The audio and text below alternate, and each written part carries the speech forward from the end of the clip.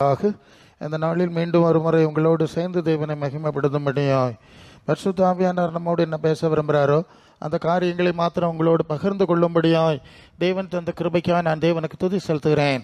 அன்புக்குரிய யாவருக்கும் இரட்சகரும் ஆண்டவருமாக இயேசுவின் நாமத்தில் அன்பின் நல்வாழ்த்துக்கள். ஹல்லேலூயா. கொலோசேயருக்கு தூய பவுலடியார் எழுதின நிருபம் 3ஆம் அதிகாரம் முதல் 2 வசனத்தை நாம வாசிக்கணும்.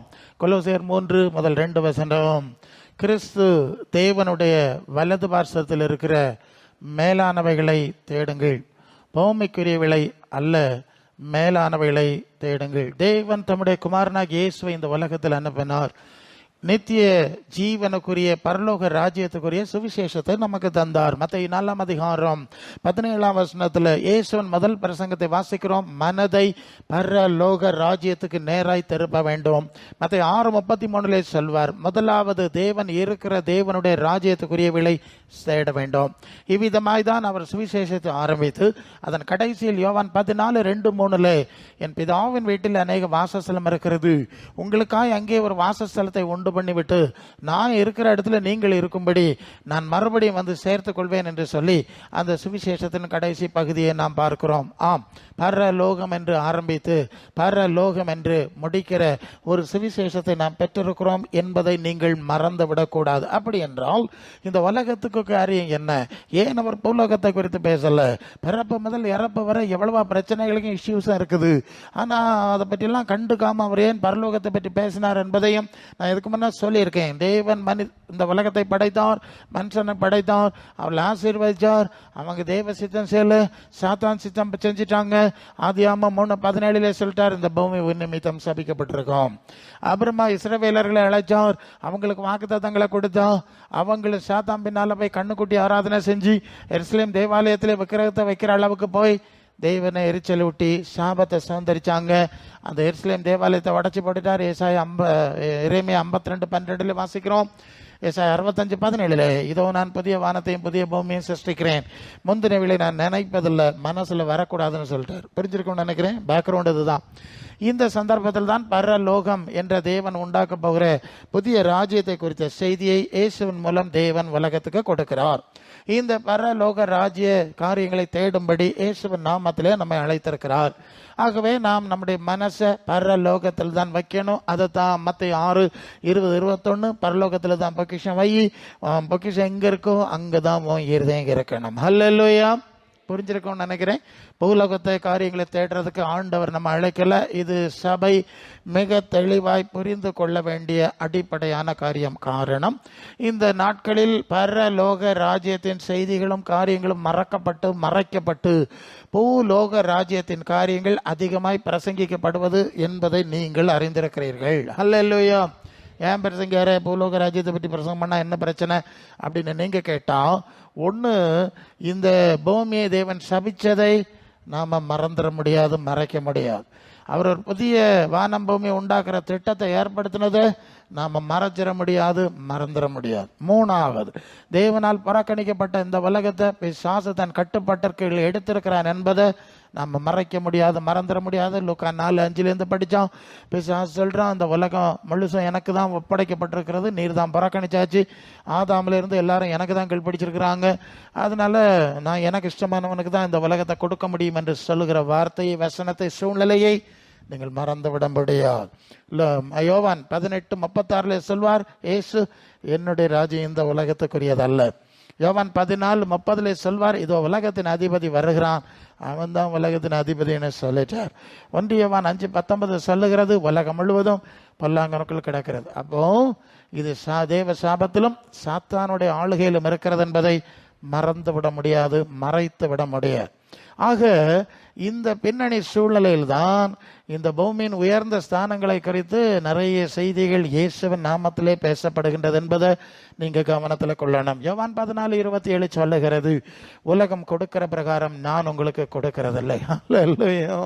அப்ப இயேசு ஒன்ன சொன்னா, இயேசுவின் நாமத்துல அதுக்கு எதிரான காரியங்களை சொல்ற காரியம் ரொம்ப பிரபலமாயிட்டு வர்றதை நீங்க அறிந்திருக்கிறீர்கள், புரிந்து கொள்ள வேண்டும். அல்ல இல்லையா?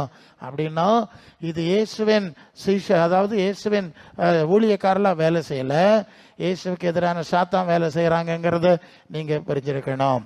ஆக மனசை கிறிஸ்து தேவனுடைய வலது பார்சத்தில் இருக்கிற அந்த இடத்துல தான் வைக்கணும். அது வெளிப்படுத்தல் 3:21 ஜெயங்கொள்ளுகிறவன் எவனோ அவனை நான் ஜெயங்கொண்டு பிதாவாகி தேவனுடைய வலது பார்சத்தில் இருக்கிறது போல என்னோட கூட பரலோகத்திலே சிங்காசனத்திலே வீட்டிருக்க பண்ணுவேன்னு ஆண்டவர் சொல்லுகிறார். அல்லேலூயா. ஆனால் பிசாசு சொல்கிறான், இல்லை நான் உங்களை உலகத்தின் பூமியின் உயர்ந்த ஸ்தானங்களில் ஏற இருக்க பண்ணுவேன், அப்புறம் ராஜாக்களின் கல்லறையில் புதைப்பேன், உங்களுக்கு மலர் விளையம் தருவேன்னு சொல்கிறான். ஆண்டவர் சொல்கிறார், மரண பரியந்த வெளிப்படுத்தல் 2:10 மரண பரியந்த உண்மையை உள்ளவனாயிரு, நான் வாடாத ஜீவ கிரீடத்தை தருவேன். புரியும் நினைக்கிறேன். 2 கம்பேரிசன். ஒன்று பூமியின் உயர்ந்த ஸ்தானம், இன்னொன்று அது எபேசியர் 2:7 தானே. உன்னதங்களில் அவரோடு கூட உட்காரவும் செய்தார். பாஸ்டன்ஸ், இப்பமே செஞ்சிட்டாரு, இப்பமே இருக்கிறாங்க. எலும்பு சதயம் எங்க இருக்கு? மனசு பரலோகத்துல இருக்கு. பரலோகத்துல மனசை வைக்க சொன்னார்ல, அதான் சொல்லி இருக்கு. அப்போ இயேசுநாதர் உன்னதத்தை சொல்றார், பரலோகத்தை சொல்றான், உலகத்தின் அதிபதி புலகத்தை சொல்றான். உங்களுக்கு புரியும் நினைக்கிறேன். கன்ஃபியூஸ் ஆகக்கூடாது. என்ன கன்ஃபியூஷன் வேணாலும் நான் பதில் தருவேன். செல்வின் நெகேமியான்னு என் ஃபுல் நேம் டைப் பண்ணால் 700க்கு மேலே பிரசங்கம் யூடியூப்ல இருக்குது, நீங்கள் யூஸ் பண்ணிக்கலாம். எல்லாம் பைபிள் ஸ்டடி மாதிரி தான் இருக்கும். பல சூழ்நிலையில் நான் பேசுகிற காரியம் அப்படி ஒரு அங்கீகாரம் தந்ததுனால தான் உங்கள் முன்னால் நிற்க முடியுது. அல்லேலூயா. தேவன் நமக்கு உதவி செய்யட்டும். நல்லது. இப்போ பரலோக ராஜ்யத்தை தேடணும், மனசு அங்கே வைக்கணும். இது முதலாவது காரியம். அல்லேலூயா. ஏன்னா ஆண்டவர் உலகத்தில் வந்தபோது அவர் சொன்ன வார்த்தை அது யோவான் 17, 14, 16 நான் உலகத்தான் அல்லாதது போல இவர்கள் உலகத்தார் அல்லன்னு சொன்னார். அல்லேலூயா. இப்போ பரலோகத்தில் மனசை வைக்கணும்னா நீங்கள் முதலாவது உலகத்திலிருந்து பிரிக்கப்பட வேண்டும். யோவான் 15:19 சொல்வார், நீங்கள் உலகத்தாராக இருந்திருந்தால் உலகம் தன்னுடைய சிநேகித்திருக்கும், நீங்கள் உலகத்தாராக இராதபடினாலும் நான் உங்களை உலகத்திலிருந்து தெரிந்து பிரித்து எடுத்தபடினாலும் உலகம் உங்களை பகைக்கிறது. ஃபர்ஸ்ட் கொஸ்டின், தேவன் ஆண்டவர் உங்களை உலகத்திலிருந்து பிரித்து எடுத்தாரா, நீங்கள் பிரிந்தீர்களா என்பதை அறியணும். நீங்கள் உலகத்தில் இருந்து பிரிச்செடுக்கப்படலைன்னா நீங்கள் தேவ பிள்ளையாக மாற முடியாது. கொஞ்சம் ஆழமாக சொல்லிடணும். நீங்கள் நிறைய பிரசங்கெல்லாம் கேட்பீங்க, நிறைய மாதிரியான சூழ்நிலையெல்லாம் பார்ப்பீங்க. அதை அந்த பக்கம் வச்சுருவோம். நம்ம பைபிள் வசனத்தில் போனோம். நீங்கள் 1 யோவான் 2:15 சொல்லுகிறது, உலகத்திலும் அன்பு கூறாதீர்கள். ஒருவன் உலகத்தில் அன்பு கூர்ந்தால் பிதாவின் அன்பு இல்லை. நீங்கள் உலகத்தில் அன்பு கூர்ந்தா பரலோக பிதாவுக்கு எதிரியாக இருப்பீங்க. கண்களின் இச்சை, மாம்ச இச்சை, ஜீவனத்தின் பெருமை இதெல்லாம் பிதாவினால் உண்டானதல்ல. இந்த கலர் அடிக்கிறது, லைட்டு போடுறதெல்லாம் உலகத்தால் உண்டானது. ஓகே. இந்த உலகத்தை நீங்கள் நேசிச்சா நீங்கள் பரலோக தேவ பிள்ளை கிடையாது. 100% வசனம். ஒன்றில் பைபிளை தீ கொடுக்கணும், இல்லைன்னா நம்ம தீ கொடுக்கணும். அப்படி 1000 பேர் போனா எது சரியா இருக்கும்? சரி. இப்போ உலகத்தில் வைக்கப்படாது. யாக்கோபு 4:4 உலக சிநேகம் தேவனுக்கு விரோதமான பகை என்று அறியீர்களாம். உலகத்துக்கு சிநேகிதனாக இருக்க விரும்புகிறவன் தேவனுக்கு ஸ்ட்ரைட் பகைஞனாக இருக்கிறான். அப்போ யாரெல்லாம் உலகத்தை ஆசீர்வாதம் நினைக்கிறீங்களோ, மனசை வச்சிருக்கீங்களோ, பூமியின் உயர்ந்த ஸ்தானத்துக்கு ஓடிட்டு இருக்கீங்களோ, நீங்கள் பரலோக தேவ பிள்ளைகள் கிடையாது. போதும்ல, சொல்லிட்டே இருப்பேன், அது வந்துக்கிட்டே இருக்கும். வீட்டுக்கு போக முடியாமல் 1000 பிறகு. சரி, இதுதான் பேசிக்குங்க. இங்கே இருக்க பேசிகிட்டு இருக்கேன். அப்போ மொத ஒரு ஆள் பரலோக தேவனுடைய பிள்ளையா மாறணும்னா அவர்கள் உலகத்திலிருந்து பிரிக்கப்பட வேண்டும், வேறு பிரிக்கப்பட வேண்டும். அதை தான் இயேசு சொல்லார், நான் உங்களை உலகத்திலிருந்து தெரிந்து பிரித்து எடுத்திருக்கிறேன் என்று சொல்லுகிறார். யோவான் 17:6 சொல்லுகிறது, நீர் உலகத்திலிருந்து தெரிந்தெடுத்து எனக்கு தந்தவர்களுக்கு உம்முடைய நாமத்தை அறிவித்தேன், அவர்கள் தான் உம்முடையவர்களாக இருந்தார்கள். சரியா? கன்ஃபர்மேஷன். 9 சொல்லுது, நான் உலகத்துக்காக வேண்டிக் கொள்ளாமல் நீர் உலகத்திலிருந்து தெரிந்தெடுத்து தந்தவர்களுக்காக வேண்டிக் கொள்ளுகிறேன். ஹல்லேலூயா. முதல் கேள்வி, நீங்க இயேசு அது இதெல்லாம் சொல்லுவீங்க, அதெல்லாம் அப்புறம் வைங்க. நீங்க சாத்தானுடைய ஆளுகையில் இருக்கிற தேவன் சபிச்ச புறக்கணிச்ச உலகத்துக்குரியவர்களா இருக்கிறீங்களா? மனசை வச்சிருக்கீங்களா? இல்லை உலகத்திலிருந்து எங்கள் மனசெல்லாம் பிரிஞ்சிட்டோம், ரொம்ப வருஷம் ஆயிட்டு அப்படின்னு சொல்ல போறீங்கிறத நீங்க சொல்லணும். அல்லேலூயா. நாங்கள் சொல்லுறதில்ல, நீங்கள் சொல்லணும். உங்கள் பாட்டில் நீங்கள் பார்க்கணும். இப்போ என்ன ப்ராப்ளம்னு கேட்டிங்கன்னா, இப்போ சுவிசேஷமே தலைகள் ஆயிடுச்சு. என்ன தலைகள் ஆயிடுச்சுன்னா, நீங்கள் மத்தேயு சுவிசேஷம் 28ஆம் அதிகாரம் கடைசி 2 வசனத்தில் என்ன வாசிக்கிறேன்னு தெரியுமா? நீங்கள் புறப்பட்டு போய் சகல ஜாதியையும் சீசராக்கியா பக்தராக்கியா? வசனம் சரியா சொல்லுங்க. சீசராக்கியா பக்தராக்கியா? சீசராக்கி தானே. யோவான் 4:1 இயேசு அநேகரை சீசராக்கி ஞான ஸ்நானம் கொடுத்தார், சீசரில் வச்சு கொடுத்தார். சரிதானே? அப்போ இயேசுக்கு சீசர் ஆகணுமா பக்தர் ஆகணுமா? இதை சொல்லுங்க, கன்ஃபார்ம் பண்ணணும். சொல்லுங்க, நீங்க வசனப்படி சொல்லுங்க. சீசர் ஆகணுமா பக்தர் ஆகணுமா? நீங்க இயேசுக்கு சீசர் ஆனாதான் நான் உலகத்தான் அல்லாதது போல நீங்களும் உலகத்தார் அல்லங்கிற எல்லைக்குள்ள வருவீங்க. பிசாசு எங்க வந்துட்டான்னு புரியுதா? இப்போ நீ பக்தரானா எப்படி வேணாலும் போயிடலாம். நமக்கு தெரியும் எத்தனை பக்தர் கூட்டம், எத்தனை டினாமினல்ஸ் உலகம் முழுசா இருக்குன்னு நமக்கு நல்லா தெரியும். உங்களுக்கு தெரியும், உங்களை விட நிறைய எனக்கு தெரியும். அதெல்லாம் பேசலை. நீங்க எப்ப இயேசுவுக்கு பின் செல்லக்கூடிய சீசரா மாறுவீங்களோ அப்பதான் நான் உலகத்தான் அல்லாத போல இவர்கள் உலகத்தார் இல்லைன்னு சொல்லியிருக்கல, அந்த எல்லைக்குள்ள வருவீங்க. வந்தீங்களா? வேலைக்கு உள்ளேயா வேலைக்கு வெளியே நிக்கிறீங்களா? நீங்க தான் முடிவெடுக்கணும். அல்ல இல்லையா? இயேசுவின் சீசத்துவம் எல்லாம் ஆதி திருச்சபையாரெல்லாம் சீசரா தான் இருந்தாங்க, பக்தரா கிடையாது. சீசர்கள் பெருகுனாங்க. அந்தியோக்கியா வரைக்கும் சீசர்லுங்கிற பெயர் தான் இருந்து, அப்புறம் தான் கிறிஸ்தவர்கள் பெயரை உள்ள கொண்டாயிட்டு எல்லாம் வசனம் தான். சரிதானே? சீசர் சீசி. இப்போ இயேசுவை பின்பற்றல சீசர் ஆனீங்களாங்கிறது தான் ஃபர்ஸ்ட் ப்ராப்ளம். இதுதான் இப்போ சபைக்கு பேசிக் ப்ராப்ளம். அந்த எல்லையில் வரல, தப்பா பண்றாங்க. சீசராக்கி ஞானஸ்நானமே கொடுக்கல. நான் 30 வருஷமா பேசுறேன், சபையின் அஸ்திபார உபதேசம் பேச தேவன் எனக்கு அதிகாரம் தந்திருக்கிறார். சரியா? ப்ராப்ளம் இங்கே தான் இருக்கு. ஸோ இயேசுவை பின்பற்றக்கூடிய, ஃபாலோ பண்ணக்கூடிய, எஸ் எஸ் யோவான் 10:27-28, என் நாடுகள் என் சத்தத்துக்கு செவி கொடுக்கணும், அவை எனக்கு பின் செல்லணும், நான் அவைகளைத்தான் அறிந்திருக்கிறேன், அவைகளை என் கையிலிருந்து யாரும் பறித்துக் கொள்ள முடியாது, அவைகள் ஒரு காலம் கெட்டு போவாது, அவைகளுக்கு நான் நித்திய ஜீவனை கொடுக்கிறேன். நல்ல இல்லையா? இயேசுவின் சீசன்னா என்னன்னு சொல்றேன், சொல்லியிருக்கோம். ஒரு வேளை திருப்பியும் வரும், மாறி மாறி வரும். சீசன்னா என்ன, பக்தன்னா என்னன்னா, பக்தன்னா உங்களுக்கு தெரியும், விட்டுருவோம். சீசத்துவம் எல்லாம் சொல்லணும். அது யோவான் 8:31-32 இயேசு தம்மை விசுவாசித்த யூதர்ல பார்த்து சொன்னார், நீங்கள் என்னுடைய உபதேசத்தில் நிலைச்சிருந்தால் என்னுடைய சீசர்லாம் இருப்பீர்கள். இதுதான் சத்தியம். சத்தியத்தை அறிவில் சத்தியமங்களை. சரிதானுங்களா? இயேசு யூதர்கிட்ட சொல்றாரு, நீங்க மோசையினுடைய உபதேசத்தில் நடந்தா மோசையின் சீசன் ஆயிரு, ஏன் உபதேசத்தில் நடந்தா ஏன் சீசன் ஆயிரு. சரியா பிடிச்சிருங்க. எப்போதாவது தான் வருவேன், வருஷத்துக்கு ஒருக்கா தான் வர்ற மாதிரி, சில வருஷங்களுக்கு ஆயிரும் சுத்தி எல்லாம் வரும்போது. அப்போ இயேசுவின் வசனத்தின்படி நடந்தால் நீங்கள் இயேசுவின் சீசர்கள். மோசையினுடைய போதனை உபதேசம் வாக்குத்தத்தத்தில் நடந்தால் நீங்கள் மோசையினுடைய சீசர்கள். ஷார்ட் தானே? ஓகே. யோவான் 14:15 ஒருவன் என்னில் அன்பா இருந்தா என் வசனத்தை கடைபிடிக்கணும். யோவான் 14:23 ஒருவன் என்னில் அன்பா இருந்தால் என் வசனத்தை கடைபிடிப்பான், பிதா அன்பா இருப்பார். சரிதானுங்களா? യേശുക്ക് മേലെ உங்களுக்கு മാന്യത. മലയാളികൾ ക്ഷമിക്കുക, ഇവിടെ തമിഴരല്ലേ അധികം കാണുന്നത്, അതുകൊണ്ട് ഞാൻ തമിഴ് സംസാരിക്കുകയാണ്, മലയാളികൾ മനസ്സിലാകും. ദൈവം സഹായിക്കട്ടെ. ഓക്കെ, ക്ഷമിക്കാം. അല്ലേ? ഓക്കെ. അവിടെ കേരളത്തിൽ ചെല്ലുമ്പോൾ മലയാളത്തിലാണ് സംസാരിക്കുന്നത് അല്ലേ? ഇപ്പോൾ പറ്റൂല. ഓക്കെ, அவசியம் ஓகே, மதி. தெய்வம் അനുഗ്രഹിക്കട്ടെ. ஓகே, இப்போ இயேசுவின் சீஷத்துவம் என்கிற செய்தியை பார்த்துட்டு இருக்கிறோம். இயேசுவின் மேல மரியாதை யாருக்காவது உண்டுன்னா என்ன செய்யணும் தெரியுமா? கிறிஸ்தவ மார்க்கம் சொல்லுது, மம்மி டேடி உயிரே தயிரேன்னு பாட்டு பாட சொல்லுது. இப்படியா? இயேசுக்கு மேல அன்பர் தானே செய்யணும். உயிரே தயிரே மம்மி டேடின்னு யார் சொன்னா உங்கள்கிட்ட? இயேசுனார் சொன்னார், என் மேல அன்பர் தான், நான் சொல்றத கேளு. என்ன சொல்றீங்க? நம்ம பிள்ளைங்கள்ல நம்ம சொல்றதை கேட்கறது தானே விரும்புவோம். அது கேட்காம வந்திருந்து ஒரு சாம்பிராணி போச்சு ஒரு மாலை போட்டு நம்ம சுத்தி இருந்து பொன்னம்மா தங்கம்மா செல்லப்பான்னு பாடுனா உங்களுக்கு சந்தோஷம் வருமா? நான் தாத்தா, எனக்கு வராது. இல்லையா? சொல்றது கேளல, ஒரு வார்த்தை கேட்கறது கிடையாது. இப்படிதான் நம்ம திட்டுறோம்ல. அப்ப நம்ம அப்படி இருந்தா அவர் சாயல்ல படைச்ச அவர் அப்படித்தானே இருப்பாரு. சரிதானா? சரி, அப்போ உங்களுக்கு ஏசுனாருக்கு மேல அன்பு இருந்தா அவர் வசனத்துல படிச்சிட வேற வழியே கிடையாது. ஏன்னா சொல்லிட்டாருங்க, யோவான் 12:48, என்னை தள்ளி என் உபதேசங்களை புறக்கணிக்கிறவரை நியாயம் தீர்க்கிறது ஒன்று இருக்கு, நான் சொன்ன வசனங்களே அவனை நியாயம் தீர்க்கும். அல்ல, ஏசு நியாயாதிபதியா வர்றாருலாம் நமக்கு தெரியும்.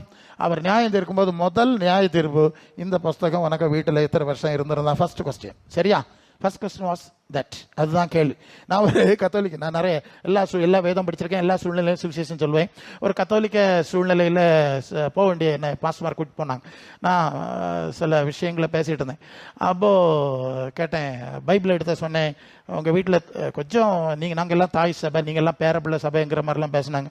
அதெல்லாம் இருக்கட்டும், உங்கள் வீட்டில் தெருவிலையும் இருக்கா, எடுத்துகிட்டு வாங்க. என்ன எடுத்துகிட்டு வந்தாங்க. யாத்திராம 20:4 படிங்க. என்ன ஒரு வேற தேவனை உண்டாக்காத, நமஸ்கரிக்காத, சேவிக்காதான்னு பட்டியல் இருக்குல்ல, அப்படிச்சதான் 3ஆம் 4ஆம் தலைமுறை வரைக்கும் விசாரிச்சு போடுவேன்.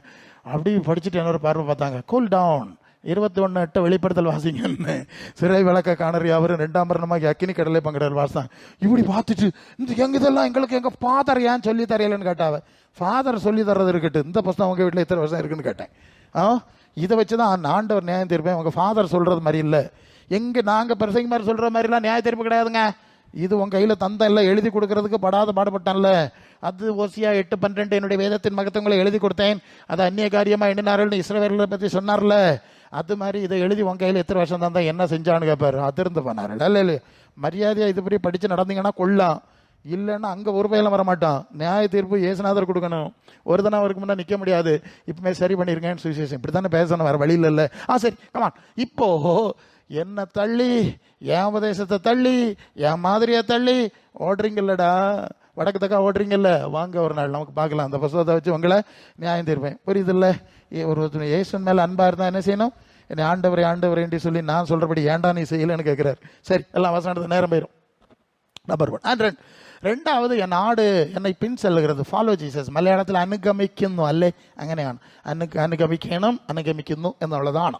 ഓക്കെ, എന്നെ ഫോളോ പണ്ട്. Following Jesus, not worshipping Jesus, but following Jesus. Understand that? Okay. அப்போ இயேசுக்கு பின்னால போறதுன்னா அது யோவான் 13:15, நான் செய்தது போல நீங்கள் செய்யும்படி உங்களுக்கு மாதிரியை വച്ചിട്ട് പോന്നേ, വച്ചേച്ച് പോയി എന്നാണ്. ദൃഷ്ടാന്തം വച്ചേച്ച് പോയി എന്നാണോ മലയാളത്തിൽ? ഓക്കെ, വച്ചേച്ച് പോയി. അപ്പോൾ എൻ്റെ മാതൃകാപ്രകാരം ചെയ്യുന്നവനാണ് பாக்கியவான்மார் அல்லே. அப்போ என்று மாதிரியின்படி செய்கிறவர்கள் பாக்கியவான்கள். சொல்லியிருக்கா, இயேசு சொல்லியிருக்கா. அவர் மாடலில் போகணுமா? போனோம்.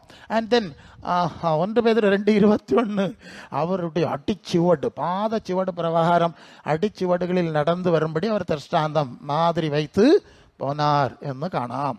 அப்புறம் 1 யோவான் 2:6, அவருக்குள் நிலைத்திருக்கிறேன் என்று சொல்லுகிறவன் அவர் നടந்தபடியே താനും നടക്കണം. വായിച്ചിട്ടില്ലേ?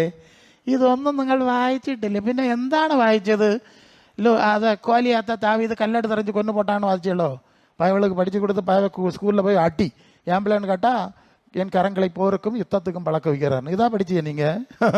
பேச போற நேரம் போயிடப்ப வேண்டாம், ஷார்ட்டா போவோம் இல்லையா? ஆமா, நேரம் இல்லை. ஸோ அப்போ இயேசு சொன்ன செய்யணும், இயேசு நடந்த மாதிரி நடக்கணும், மாதிரியின்படி நடக்கணும். அப்போ இதுக்கு பேர் தான் டிசைபிள்னஸ். இயேசுவின் சீசத்தோன்னா ஒரு ஐடியா கிடைச்சல.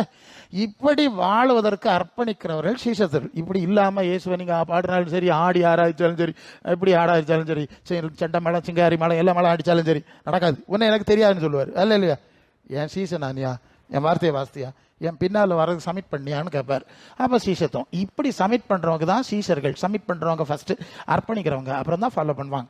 ஸோ இப்படி யார் அர்ப்பணிக்கிறார்களோ அவர்களுக்கு ஆண்டவர் என்ன செய்கிறாருன்னா, அது யோவான் 14:15 ஓகே, அது என்ன சொல்லுது? ஒருவன் என்னில் அன்பா இருந்தா என் வசனத்தை, என் வசனம் பிரமாணிக்கும் அல்லே, வசனம் கடைபிடிப்பான். நான் என்ன செய்வேன்னா, பிதாவின் இடத்துல ஜெபம் பண்ணுவேன். எதுக்கு ஜெபம் பண்ணுவேன்? என்னுடைய சீடர்களாய் அர்ப்பணிக்கிறவர்களுக்கு பரிசுத்த ஆத்மாவாகிய, ஆவியாகிய, சத்திய ஆவியாகிய தேற்றர வல்லனை கொடுக்கும்படி என்ன செய்வேன்? ஜெபம் பண்ணுவேன். யாருக்கு கொடுக்கறதுக்கு? என் சீசர் ஆகிறதுக்கு. வசனம் சரி தானே? அதான் வந்தேன். என் சீசர் ஆகிறவர்களுக்கு தான் நான் இதை கொடுக்கும்படியாய் நான் ஜெபம் பண்ணுவேன். பக்தர்களுக்கு கொடுக்க மாட்டேன். Basement is this. இயேசு ஆராதிக்கிறவங்களுக்கு, பக்தர்களுக்கு பரிசுத்தாய் கிடையாதுங்க. யாரெல்லாம் இயேசுவின் சீசராய் ஞானஸ்நானம் எடுத்து, அதுதானே ஒழுங்கு. அதான் ஜலத்தினால் ஆவியினால் இருந்தால் ஒழுங்கு. சரி. அப்போ இயேசுவின் சீசர் ஆகிறதுக்கு மட்டும்தான் பரலோக ஆவி இயேசுவால் அனுப்பப்படும். யார் அனுப்புறதே? இயேசு அனுப்புறது. அதுதான் சொல்றாருல, அது அப்போஸ்தலர் 1:5 தானே, பரிசுத்த ஆவியினாலே ஞானஸ்நானம் பெறுவீர்கள். சீசர்ல பார்த்து தான் சொல்றாரு, மற்றவங்களை பார்த்து சொல்லலை. உயிர் தெழுந்த பிறகு தான் சொல்றார், நீங்க காத்திருக்கணும். எல்லாரும் காத்துக்கிட்ட தான் பெருசாக கிடைக்காது. இயேசுவின் சீசத்துவத்துக்கு அர்ப்பணிச்சவர்களுக்கு மட்டும்தான் நான் அனுப்புவேன். அது யோவான் 15:26, பிதாவின் இடத்திலிருந்து நான் அனுப்ப போறவர், பிதாவின் இடத்திலிருந்து புறப்பட்டு வர்றவர் ஆகிய பரிசுத்த ஆவியாகிய தேற்றரவாளன் அப்படின்னு சொல்றாரு. இப்ப புரிஞ்சா? அப்ப பரிசுத்த ஆவி யாரு கொடுக்கறது? இயேசு தான் கொடுக்குறாரு. ஆவியினாலும் அக்கினினாலும் ஞானஸ்நானம் கொடுக்குறவர் யாரு? இயேசு. ஏன்னா நீ நிறைய மீடியாஸ்ல எல்லாம் பார்க்கும்போது நிறைய பேர் தலையில கை வச்சு உருட்டுறான், புரட்டுறான், தள்ளி போட்டுறான், ஆவி கொடுக்குறான்ல நிறைய கதை நாங்கள் நிறைய பார்க்குறோம். அதெல்லாம் ஃபேக்கு. நீ அதில் போய் ஏமாறாத. ஏமாத்துறான்வன். பரிசுத்த ஆவி இயேசு மட்டும் தான் கொடுக்கணும். நீங்கள் வசனத்தில் நிற்கணும்னா சரி தப்புவீங்க. அது யோவான் 14:6, நானே வழியும் சத்தியமும் ஜீவனமா இருக்கிறேன், என்னால் இல்லாமல் ஒருவன் பிதாவின் இடத்தில் வரான். அப்போ இங்கிருந்து அங்கே போகிறதுக்கும் இவர் தான் வழி, அங்கிருந்து இங்கே எது வரணும்னாலும் அவர் தான் வழி. சரிதானே? ஷார்ட். ஓகே. அப்போ இயேசு தான் பரிசாய் தரணும். அதுக்கு இயேசுவின் சீசரை அர்ப்பணிச்சிடணும், வேற மார்க்கம் கிடையாது. இப்போ என்ன செஞ்சிருவாங்கன்னா, இயேசுவின் சீசராக்கி ஞானஸ்நானம் கொடுக்க மாட்டாங்க, இயேசுவின் சீசரே ஆக மாட்டாங்க. வேற மாதிரி இவங்களுக்கு தோன்ற மாதிரிலாம் பண்ணி வச்சுடுவாங்க. வச்சுக்கிட்டு இப்போ என்ன ஆச்சுன்னா, கவனிக்கிறீங்களா? இது முக்கியம், சபைக்கு தான் பேசுறேன். அப்போ இயேசுவின் சீசராக்கல, இயேசுவின் வசனம் சொல்லல, பரலோக ராஜ்ய சுவிசேஷம் சொல்லல. இப்போ என்ன ஆச்சுன்னா, பரலோக தேவன் வரமாட்டார். யார் வரமாட்டார்? அது யோவான் 4:24, தேவன் ஆவியா இருக்கிறாருங்க. அந்த ஆவியை தான் இயேசு அனுப்புறாரு. ஓகே. அப்ப பரலோக தேவன் ஆவியா இருக்கிற தேவனை இயேசு என்ன செய்ய மாட்டார்? நீ தான் எனக்கு சீசன் ஆகலையே, பின்ன என் உபதேசம் பேசலையே, நீ பூமியின் ஏதாவது பூமியின் உயர்ந்த ஸ்தான பிரசங்கம் கேட்ட நீங்கள் ஞானஸ்நானம் எடுத்தால் உலகத்தின் ஆவி கிடைக்கும். என்ன ஆவி கிடைக்கும்? பூமியின் ஆவி கிடைக்கும். பரலோக ராஜ்யத்தின் சுவிசேஷம் கேட்டு விசுவாசி ஞானஸ்நானம் எடுத்தார், பரலோக ஆவி கிடைக்கும். சரிதானே? எல்லாம் ஷார்ட் சிம்பிளா மனசிலாயிரும். இதான் விஷயம். மனசு எங்க வைக்கிறீங்களோ அந்த ஸ்பிரிட் கிடைக்கும். அப்ப என்ன செய்யணும்னா அந்த ஆவி கிடைக்காது. ஆவி கிடைக்காதவன என்ன செய்வாங்க? செண்ட மேளம், சிங்காரி மேளம் எல்லாம் அடிச்சு எடுத்து எப்படியாவது ஒரு ஆவியை ஒப்பயத்தனமேனு ஒப்பராளப்படுவாங்க. அல்லனா சென்னை, பெங்களூரு அங்க இருந்து விசேஷ வரம்பெற்றவர் வந்திருக்கிறார், ஒரு சாக்கிலே ஆவி கொண்டு வருவார், அவர் கொண்டு வந்து தருவாருன்னு சொல்லிட்டு எல்லாம் இந்த கள்ளவத்தை எல்லாம் நடத்துவாங்க. ஏன்? ஏசுனார் தான் கொடுக்கல, அவர் தான் முடியாதுன்னு பண்ணிட்டு சாரார் பண்ணிட்டு நிற்கிறாரு. அப்போ நீர் தராட்டா நாங்கள் வேற ஆவி கொண்டு வருவோம். அப்போ ஆவி கொண்டு பார்ப்பான், அவனெல்லாம் பார்த்து வச்சிருக்கான். ஆவி இல்லாத கூட்டம் ஆவி கொடுக்கறதுக்கு என்ன கூப்பிடுறான்? ஏதாவது பண்ணணும்னு சாத்தா ஆவி கொண்டாடுறான், தள்ளுறான், உருட்டுறான், புரட்டுறான், தரையில போட்டு அடிக்கிறான், நொறுக்கிறான். எல்லாம் பார்த்துட்டு இருக்கிறீங்கல்ல. வல்லமை வல்லமை. ஏய், பரிசுத்தாவியும் வல்லமை தான், பிசாசினாவியும் வல்லமை தான். அதுவும் சட்டையை கிழிக்குது, கதவை உடைச்சது, கண்ணாடியை உடைச்சது. இதை வச்சுட்டு வல்லமை எல்லாம் பரிசுத்தாவி கிடையாதுங்க. இது பரலோகத்தில் வந்த வல்லமை நமக்கு தெரியணும்ல. ஸோ இதுதான் பேசிக் ப்ராப்ளம். ஏமாந்துடாத. சொல்லிடுறேன் உங்களுக்கு. என்ன வருஷம் யாரே பவுல் கையை வச்சாரு, பேதுரு கையை வச்சாரு, யோவான் கையை வச்சாரு, அனனியா கையை வச்சோன்னா பரிசுத்தாவி வந்துன்னு சொல்லி தான் இந்த பிரசங்கியார் பேசுறாரு. நான் பவுலுக்கு மர அவதாரமாக்கும், பேதுருக்கு அவதாரமாக்கும்னு தான் சொல்லுவேன்ல. நீங்க உங்கள்ட்ட கதையெல்லாம் கட்டியிருப்பாங்கல்ல. உங்களுக்கு சொல்றேன், இந்த ஆள் வர்றான்ல, பவுல் பேதுருலாம் சொல்றான்னு இல்லை, இவனோட நீங்க நல்லா கவனிக்கணும். அந்த பவுல் சொன்ன உபதேசம் மாதிரி இந்த ஆள்கிட்ட இருக்கான்னு பாருங்க. அந்த பேதுரும் யோவான சொன்ன உபதேசம் மாதிரி இருக்கானா? இருக்காது. சரிதானா? பின்ன எப்படிடா இது அந்த ஆவிங்கிற நீ? அந்த ஆவி உங்ககிட்ட இருந்த அந்த குணம் வந்திருக்கல, அந்த உபதேசம் பேசியிருப்பல்ல, அதுல நின்று இருப்பல்ல, அப்போஸ்தலர், இது உன்கிட்ட இல்லையே. அப்ப இது வேற. இப்ப புரியுதா உங்களுக்கு? இப்படிதான் நாங்க சொல்லணும். ஊழியர் கூட்டத்துல பேசுறோம்ல, சொல்லி கொடுக்கணும். பாஸ்டர் மாதிரி இப்படி பாத்துக்க, ஆமா 5 விரல்ல 5 மோதிரம் போட்டுட்டு வரான்னா பேய். ஆமா, வசனம் எல்லாம் தெரியும்ல உங்களுக்கு. ஓகே, ஸோ இப்படிலாம் இருக்கு. ஏமாந்துராது. சரி, நமக்கு இயேசுநாதர் தர்ற ஆவி வேணும். யாரு தர்றது வேணும்? அப்ப இயேசுநாதர் தர்ற ஆவி வேணும்னா இயேசுக்கு பின்னால போ. வேற எவனாவது தர ஆவி வேணானா அவனுக்கு பின்னால போ. உனக்கு எது வசதி? ஷார்ட்டா தான் பேசணும். சரி, அப்ப இயேசுக்கு பின்னால போனா நான் ஆவி. இந்த ஆவிக்கு இன்னொரு பேர் இருக்கு. அதில் ரோமர் 8:9 கிறிஸ்துவின் ஆவி இல்லாதவன் அவருடையவன் அல்ல. சரிதானுங்களா? கிறிஸ்துவின் ஆவின்னு ஏன் சொல்லியிருக்கு தெரியுமா? இன்னொரு வசனம் பார்க்கலாமா? கலாத்தியர் 4:6 அப்பா பிதாவே என்று கூப்பிட 9 4:9 சரியா? வாசிங்க அந்த வசனம் வாசிங்க. அப்பா பிதாவே என்று கூப்பிடக்கூடிய புத்திர 4:6 தானா? 6 படிங்க. சின்ன சந்தேகம் வந்துட்டு.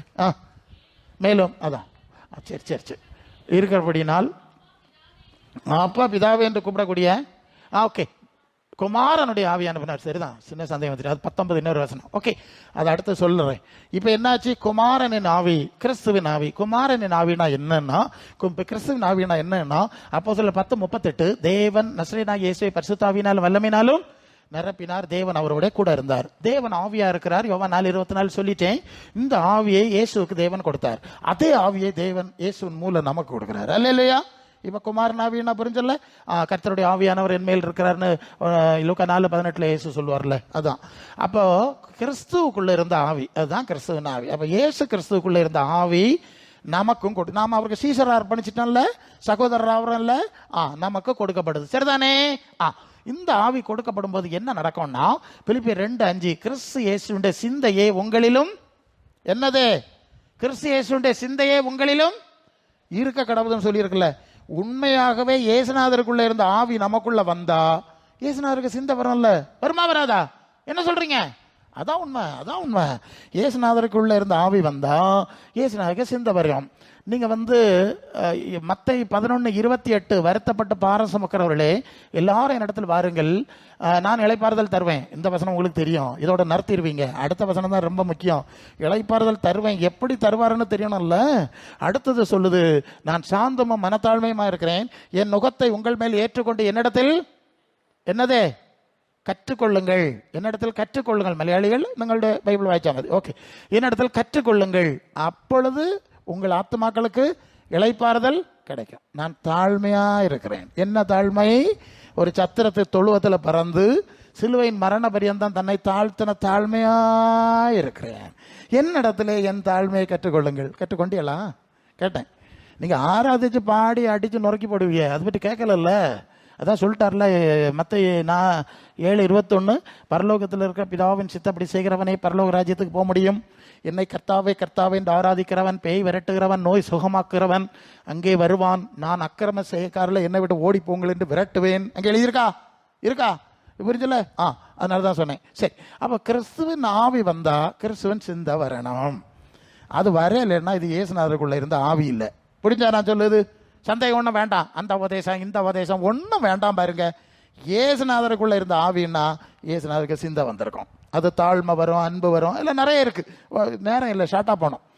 அப்போ வந்து என்ன வரையிலன்னா அப்போ பிரசங்கியாரு, அப்போ எனக்குள்ள இருக்க ஆவி வேற தானே, இது இயேசுக்குள்ள இருந்த ஆவி இல்லை, இது வேற ஆவிங்கிறத நீங்க உறுதிப்படுத்தி திருந்தி அதுல இருந்த பிடியில தப்புனா புண்ணியம். சரி, அப்புறம் இதே ஆவியை தான் தேவன் அப்போஸ்தலருக்கு கொடுக்குறாரு மேல் வீட்டறையில். அப்போ அப்போஸ்தலருடைய உபதேசம் யாருடைய உபதேசம்? நம்பர் 1 மற்ற 28 கடைசி 2 வசனத்தில் நான் உங்களுக்கு கட்டளையிட்ட யாவும் கை கொள்ளும்படி உபதேசம் பண்ணி. யார் கட்டளையிட்டது உபதேசம் பண்ணணும்? கொஞ்சம் ஓப்பனாக தான் பேசணும். மோசை கட்டளையிட்டது உபதேசம் பண்ணுறதுக்கு உங்களை நான் ஏற்படுத்தலை, நான் கட்டளையிட்டது. அந்த வித்தியாசம். எபிரேயர் 1:1 பூர்வ காலங்களில் பங்கு பங்காய் வகை வகையாய் பிதாக்களுக்கு தீர்க்கதரிசிகள் மூலம் பேசினவர், கடைசி நாட்களில் குமாரன் மூலம் திருவள்ளம் பற்றினார் பேசினார்.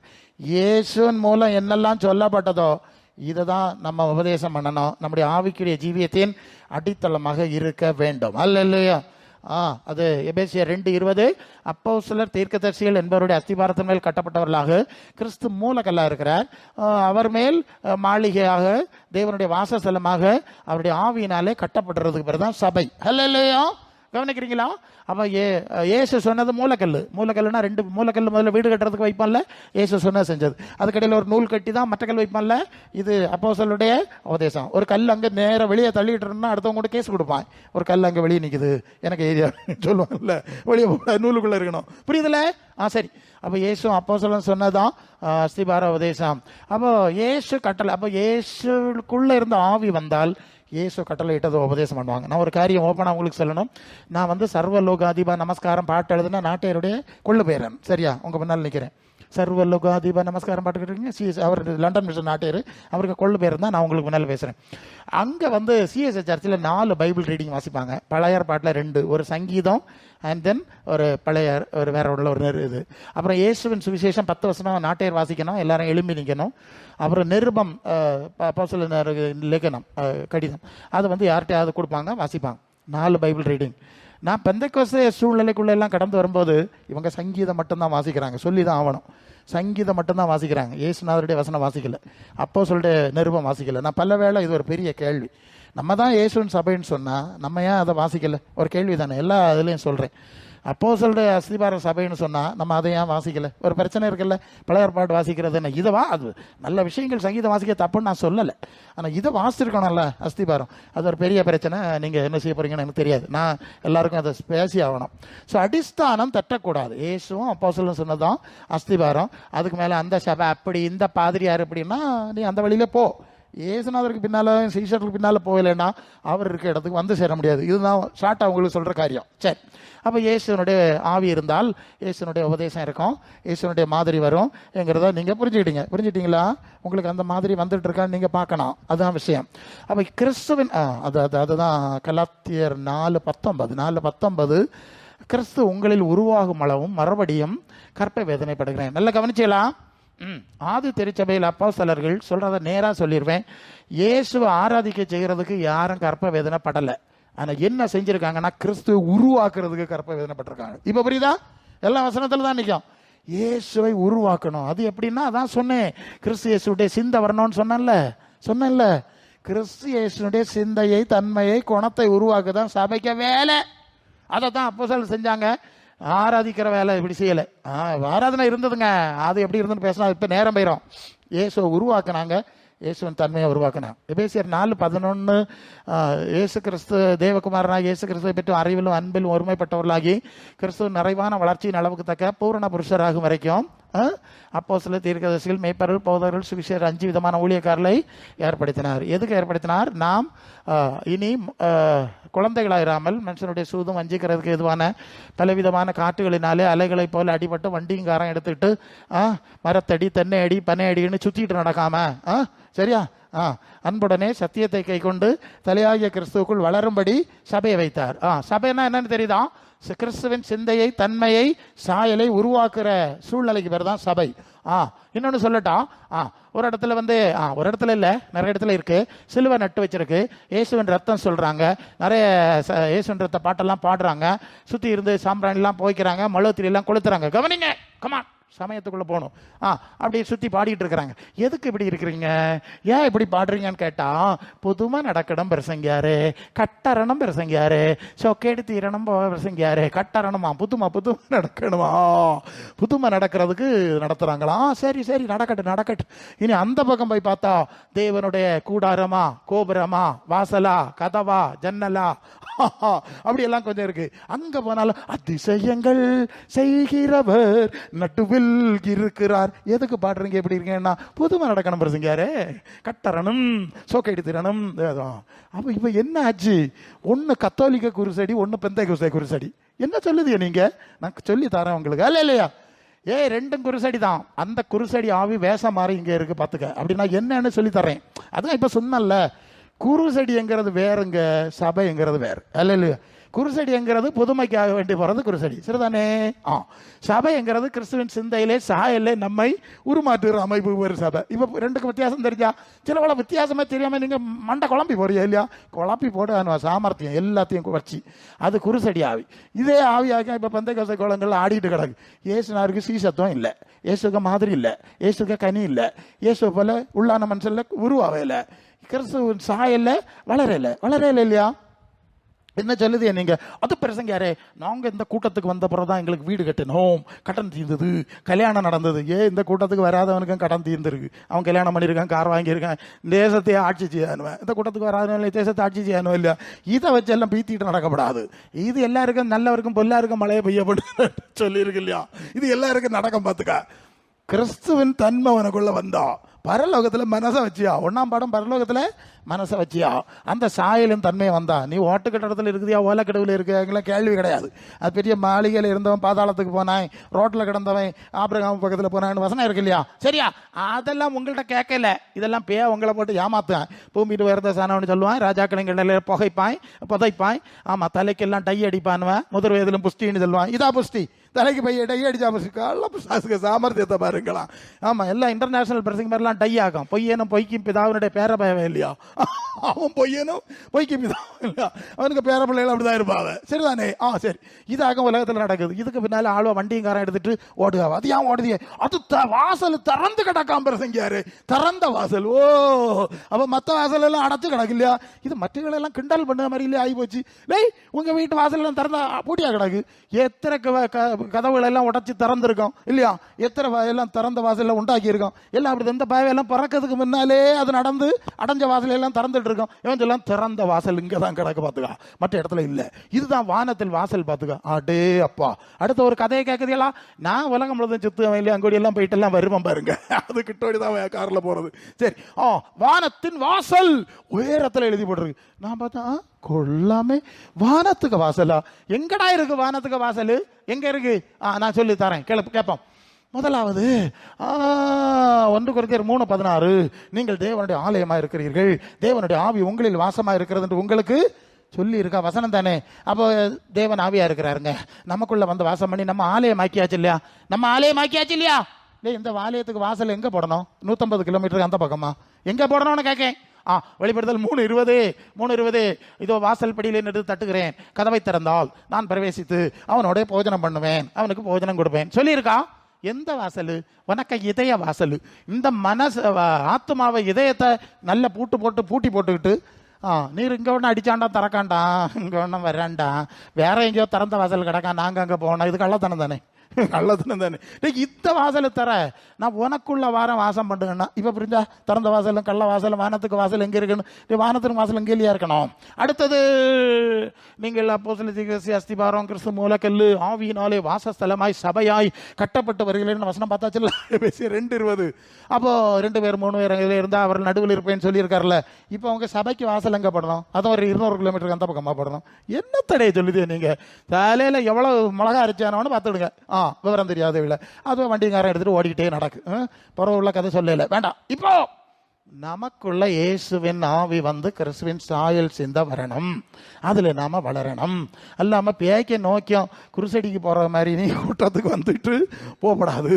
இங்கே நடத்துதான் அப்படிதான். ஏன்னா இப்ப சபையில நான் சொல்லி ஆகணும், கட்ட அறுத்தார், கோலியாத்தை கொன்னார், எதிரிகளை சங்கரி, நல்ல சங்கீதத்தில் உள்ளது, அது இல்லைன்னு சொல்லல. உங்களுக்கு சுகத்தை தந்தார், ஆறுதல் தந்தார், இப்படி சொல்லி சொல்லி சொல்லி உங்களை மண்ணில் வச்சு மலர வளையம் வச்சு எதுக்காக சபைன்னு கேட்டேன். இது வேண்டான்னு சொல்லல, ஆண்டவர் செய்யார்.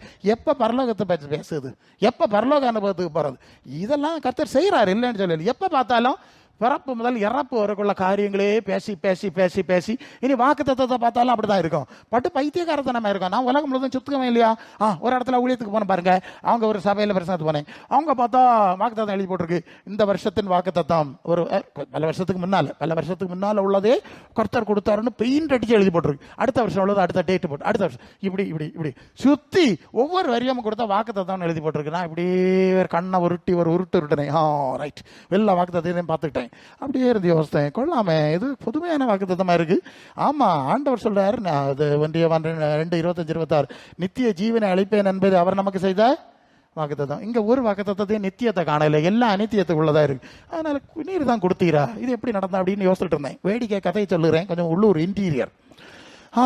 ஒரு வாக்குத்தத்தம் எழுதியிருக்கு, நீ நீர்ப்பாய்ச்சலான தோட்டத்தை போலவும் வற்றாத நதியை போல இருப்பான்னா ஒரு வாக்குத்தத்தம் எழுதியிருக்கு. வேடிக்கை என்னன்னு கேட்டா, அந்த சர்ச்சில் தண்ணி கிடையாது. கொள்ளாமா, சர்ச்சில் தண்ணி கிடையாதுங்க. அந்த சர்ச்சுக்கு ஸ்பெஷல் மீட்டிங்கு டேங்கர் டிராக்டர்ல கொண்டு வர்றாங்க, உள்ள கொண்டு வந்து அங்கே தொட்டி எல்லாம் நிரப்பி போட்டு தான் ஊழியமே நடக்கு. அந்த இதில் சர்ச்சில் தண்ணி கிடையாது. அடுத்த ஒரு வாக்குத்தத்தம், உதிக்கிற உன் ஒளியின் இடத்திற்கு ஜாதிகளும் ராஜாக்களும், நமக்கு தான் பிரதேக மாதிரி நிறைய கிடைக்கல எழுதி போட்டிருக்கு. வேடிக்கை என்னன்னு கேட்டா, அந்த சர்ச்சில் இத்தனை வரையாயும் கரண்ட் கிடையாது, லைட் கிடையாது. கரண்ட் எங்களுக்கு ஸ்பெஷல் மீட்டிங்கே எவ்வளவு தூரத்துல இருந்து ஒயர் போட்டு இங்க இருந்து கொண்டு வந்து தான் லைட் போட்டுறாங்க. இவ புரியுதா நான் சொல்லுது? அப்போ இவ வாங்கிட்டேன், சரிதான், உருப்படாது. ஆண்டவர் சொன்ன வசனத்தில் நிற்க மாட்டேங்கிறேன், புரியுதுல்ல? சரி, இப்படிதான் இன்னைக்கு சபைகள்லாம் போயிட்டு இருக்கு. அநித்தியமானதே பேசி அப்புறம் செத்த பரவம் 3 நாள் வச்சு பாட்டெல்லாம் பாடி home going service. Home going service எதுனாதருக்கும் இல்லை. சரி, என்ன சாட்சியா இருங்க, சாட்சி சொல்லுதெல்லாம் நல்லதுதான் பாருங்க, வேண்டான்னு சொல்லல. வெளிப்படுத்தல் 3:5 சொல்லுது, ஜெயம் கொள்கிறவன் எவனோ பாஸ் ஆனவனை குறித்து நான் சாட்சி சொல்வேன், பிதா முன்பா அறிக்கை செய்வேன். அப்போ இங்க இந்த ஆளு எல்லாம் அரசியல் சாட்சி கொடுத்து பரலோக ஆண்டவர் சாட்சி கொடுக்கலன்னா கதை கந்தலாகுமா? இந்த சாட்சி இல்லாட்டாலும் அந்த சாட்சி உண்டோன்னா பரலோகத்துக்கு போகலாமா? என்ன புரிஞ்சு நீங்க? இதெல்லாம் பட்டம் பார்த்துடுங்க. செத்தப்புறம் கோட்டை டை போட்டு அனுப்புவா. இப்போ கோட்டை டை போட்டுட்டு இருக்காரோ எங்க போனாரோ தெரியாது, அல்ல இல்லையா? ஆமா, இப்ப சமீபத்தில் ஒருத்தருக்கு கல்லறையில கொண்டு ஆராதனை நடத்தியிருக்கா. எப்படியா? கல்லறை அப்பனை மூலை பக்கத்தில் வச்சிருக்கு, அங்க கூடாரம் எல்லாம் போட்டு கல்லறையில் ஆராதனை பார்த்துடுங்க, எங்க போகுதுன்னு பார்த்துடுங்க. சரி, இப்படி எல்லாம் நிறைய இருக்கு. நீங்கள் அதை குறித்து வெளிப்பா இருக்கணும். மண்டெல்லாம் அப்படிதான், இறந்து போறது நாங்களே அடக்காரங்களே பிரசங்கம் பண்ணுவோம். இந்த ஆளு என்ன கிரியை செஞ்சாரோ அது கேட்ட இடத்துக்கு அவர் போயிருக்காரு. எங்க போயிருக்காரு நமக்கு தெரியாது இல்லையா? கன்ஃபார்மா சொல்லிட முடியாது. கிரியை கேட்ட இடத்துக்கு போயிருக்காரு. ஆண்டவர் வரும்போது கிரியை கேட்ட பலனை கொடுப்பார். இப்ப இல்ல, பரலோகத்துக்கு போயிருக்காரு, அப்படி இப்படி ஆக்கணும் எல்லாம் இவ கண்டது மாதிரி பேசிடுறது. பிறகு கடைசியில் சொல்லுது, நமக்கு இத்தனாம் தேதி இவளை பரலோகத்துக்கு அனுப்புகிறதுக்கு தோத்திர கூட்டம் வச்சனும் கொள்ளாமா? எப்படியா? முதல்ல பரலோகத்துக்கு பெய்யாச்சுன்னாக்க இவ சாட்சி, அடுத்தது அப்படியே சொல்லிடுறா. அது என்ன தோத்திர கூட்டம் புதுசா இருக்கு எனக்கு. இப்போ அப்படி நடக்குதில்ல. அது அங்க அஞ்சலி கூட்டம் வச்சாவே இல்லையா மத்தவியா, அதை கொஞ்சம் திருத்தி மாத்தி வச்சுட்டாவ. எல்லா கள்ளத்தனமா நடக்க இருக்கு. அவன் வேத புரட்டான் இல்லையா, பொய்யனும் பைக்கு பிதாவும் பிசாசு சொந்தத்தில் எடுத்து பேசுவன் இப்படி எல்லாம். ஒரு இடத்துல அப்படியே சொல்லிப்பட்டார் ஒரு அடக்காராதனையில் ஒருத்தர், இவர்களுடைய பாவ நிவர்த்தி ஜெபம் இத்தனாம் தேதி நடைபெறும். எனக்கு தூக்கி வாரி போட்டு கொள்ளாமா? நான் இப்படி பிரசங்கம் பண்ணி அவருடைய கிரியைக்கு தக்க இடத்துக்கு போயிருக்காரு, நமக்கு தெரியாதுன்னு சொல்லி பிரசங்கம் பண்ணி ஜோம் பண்ணி முடிச்சிருக்கேன். அவர் எல்லாரும் இவர்கிட்ட பாவ நிவர்த்தி, இது கத்தோலிக்க ஆவி தானே, அதான் குருசடி ஆவின்னு சொன்னேன் இல்லையா நேரத்தை. அது தாய் சபை, இது இப்போ அங்கே அப்படி பிள்ளை தானே, அதுக்கு பின்னால் வந்தது தானே, அப்படி சுற்றிட்டு நடக்க பார்த்துக்க. இது என்ன ஏமாந்திரப்படாது. இதோ நான் சீக்கிரமாக வருகிறேன். அப்போ ஏசாரு வராரு இல்லையா? அவர் எதுக்கு வர்றார்? அவன் கிரியைக்கு தக்கதாக நான் அளிக்கிற பலன் என்னோட கூட வருது. அப்போ கிரியைக்கு ஏற்ப பலன், இது ரொம்ப தெளிவான விஷயம். இது ஒரு சுவிசேஷம் வருது இல்லையா, கிருபை சுவிசேஷம். கிருபை சுவிசேஷம்னா பிச்சைக்கார மாதிரிலாம் பரலோகத்துக்கு போறாங்கிற ஒரு சுவிசேஷம். அது எப்படி வந்தோம்னா, சிலுவை கள்ள மாதிரி கல்லிகள் எல்லாம் பரலோகத்துக்கு போறாங்களாம். எங்க போறாங்களாம்? சிலுவை கள்ள மாதிரி கல்லிகள். அப்ப பரலோக ராஜ்யம்னா கள்ள மாதிரி கல்லிகளுக்கு ராஜ்யம், அப்படித்தானே? இவங்களுக்கு நியாயம். அது 1 பேதுரு 3:18-21 படிச்சா, சிலுவக்கல்லன் காவலில் உள்ள ஆவியில் இருக்கிற நோவா கால ஆவி கீழ்ப்படியாத ஆவியோட இடத்துக்கு போனான்னு தான் அந்த பகுதி வருது. இன்று என்னுடன் இருப்பாய். சரிதானே? அங்கே தான் போனேன். அப்போ இந்த மாதிரிப்பட்ட ஆளெல்லாம் சிலுவை கல்ல மாதிரிலாம் காவலில் உள்ள ஆவி இருக்கிற இடத்துக்கு தான் போனோம், வேற இடத்துக்கு போகிற சான்ஸ் கிடையாது. அப்படி சிலுவை கல்ல மார்க்கமாக ஒன்று உண்டாக்கிட்டாங்க. அப்புறம் இன்னொரு நம்ம அம்மா கூட்டம் உண்டல்ல, பாவிகளா எங்களுக்கா இப்பொழுதும் எங்கள் மரண நேரத்தில் வாண்டி கொள்ளுமாமே. ஆமாம், நாங்கள் பாவி தான், சாவு வரைக்கும் நான் பாவிதான் ஆனாலும் நீர் மசாத், சாவு வரை தான் பாட்டு. அப்புறம் செத்தப்புறம் பாடி ஆக்கி வச்சுட்டு பேள ஓண்ட மாலையே போ பக்கம்பட்ட காயம் பாய்ந்த சென்னையில் தண்ணும் பாவம் தோசையா போக்கு செத்தப்புறம் வாடா படியும். உயிரோட இருக்காலும் மன திரும்பி இருக்கணும், பாவாரிக்கை செஞ்சிருக்கணும். அது மன திரும்பி நீங்கள் ரோமர் 6:22 நீங்கள் பொழுது பாவத்திலிருந்து விடுதலை ஆகப்பட்ட தேவனுக்கு அடிமையில் ஆகணும், பரிசுத்தம் அதில் கிடைக்கும் பலன் முடிவு நித்திய ஜீவன் அதெல்லாம் செய்யணும் இல்லையா? அதுக்கு தானே கோயில் சபையும் வச்சிருக்கு. இதை செய்யாமல் சாவுற கள்ளமாறன் கல்லியெல்லாம் வாழ்ந்துட்டு பிள்ள வேண்டாமலே செத்தப்புறம் டிக்க மாறுபாடுது. இப்போ அவனுக்கு புகழிடம் தேடு அவளா, செத்த பாடிக்கு தேடு அவளான்னு தெரியலை. சண்டை எல்லாம் இருந்து கடந்து வந்த ஆள் இல்லையா நாய். அப்போ இந்த அம்மா கூட்டம் என்ன சொல்லும், பாவிகளா எங்களுக்கா பாவிகளா எங்களுக்கா பாவிதான் பாவிதான். புற கடைசியில் ஒரு ஃப்ளக்ஸ் பேனர், விண்ணக வாழ்வின் 14ஆம் நாள். கள்ள பிசாசு நாய, இது எங்கே இருந்து வந்தது? விண்ணகத்துக்கு ஏசனா இருந்தாரோ ஒரு தரம் போகல பார்த்துடுங்க, பரதீஸ்வரர் தான் போறாவலாம், அது வேற கதை. டேய், இதாலும் கோயிலுக்கே வர கூட்டத்துக்கு வந்து மாட்டான். அம்மா விண்ணக வாழ்வு 14 நாள் இருக்கு. அவர் சேட்டலைட் ஃபோனில் ஃபோன் பண்ணி சொன்னார், அம்மா 14 நாளாக நான் சொர்க்கத்தில் இருக்கேன். கொள்ளலாம் இல்லையா கதை?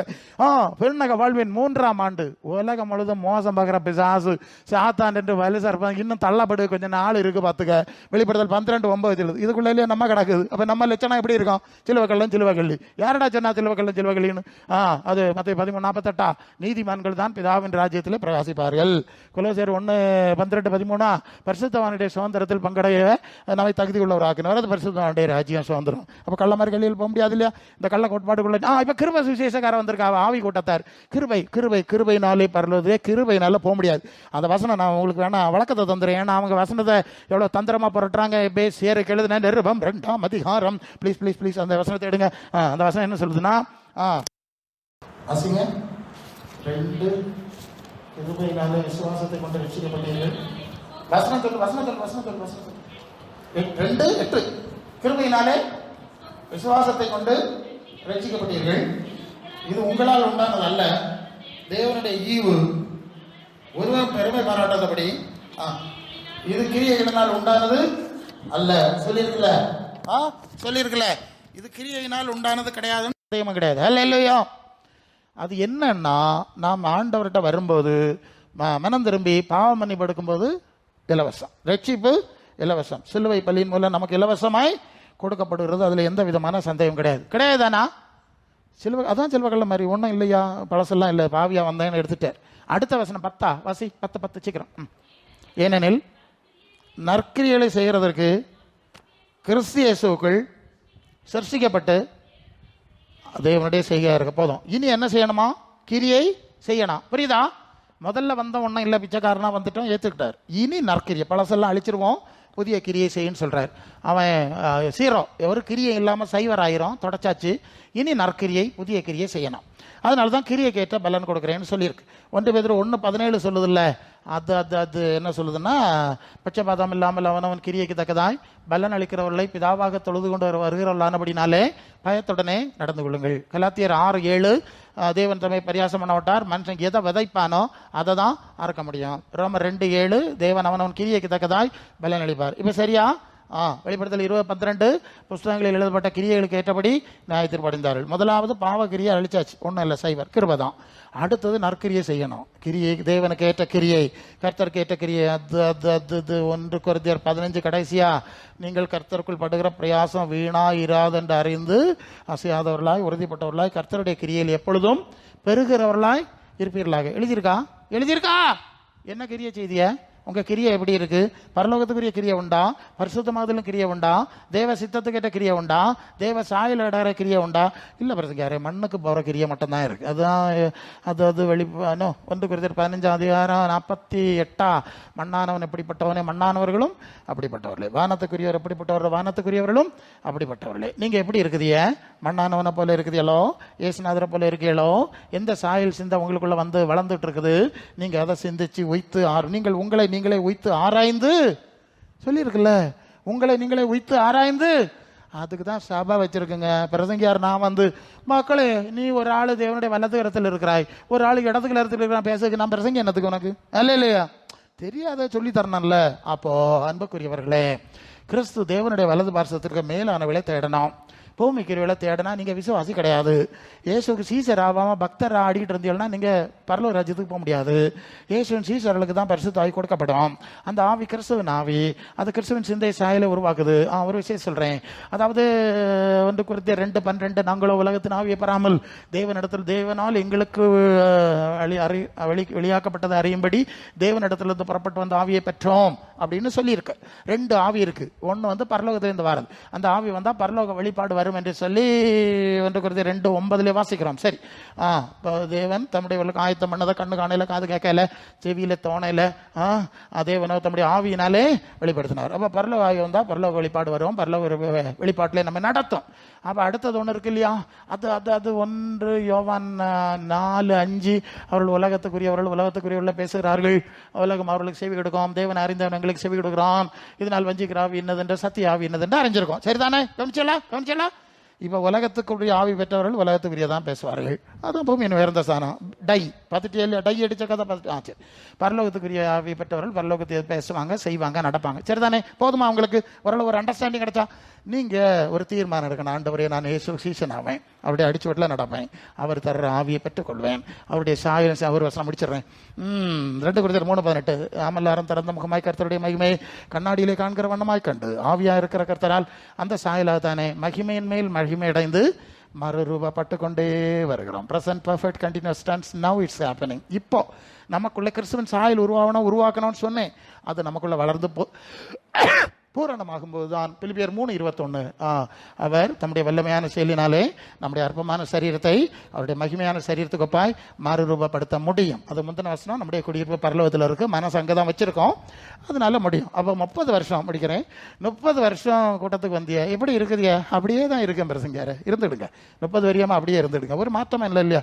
பிள்ளை பிறந்த தொட்டில் கிடக்கு, 15 வயசாகி தொட்டில் கிடந்தா நீங்கள் கேட்க கொடுப்பீங்களா? கொடுக்க மாட்டீங்களா? அது மாதிரி ஆகும். அப்படியே இருக்காதுங்க. கிறிஸ்துவின் சாயலுக்கு ஏற்ப நீங்கள் வளர்ந்து கொண்டே ஒரு ப்ராசஸ் நடந்தால் மட்டும்தான் அந்த கடைசி செகண்ட் வரும்போது நீங்கள் மறு ரூபமாகி அவர் இருக்கிற வண்ணமாகவே 1 யோவான் 1:3-2 சொல்ற மாதிரி அவருக்கு ஒப்பா இருக்க முடியும், ஒரு புதிய சரீரத்தை அடைய முடியும் என்பதை வருகைலாம் சொல்றீங்கல்ல. வெறும் பருக பாட்டு பாடுறதுனால ஒன்றும் போக முடியாது. மனசு இங்கே பூமியிலேயே கட்டி போட்டிருக்கு, அப்புறம் அங்கே போகிறது அப்படி ஒரு பிராய 1 மீட்டர் கயிறில் கட்டி போட்டால் பூனை வந்தால் இது பறக்கு ட்ரை பண்ணோம், பட்டாருன்னு அடித்து இழுத்துக்கள் அடிக்கும். உங்கள் நிலைமை அப்படி ஆயிடப்படாது. மனசை பரலோகத்தில் வச்சாலே வருகை போகிறது, மனசை இயேசுவை போல மாறணுங்கிற சிந்தையில் நடந்தா இல்லையா மறுரூபம் அடையுது.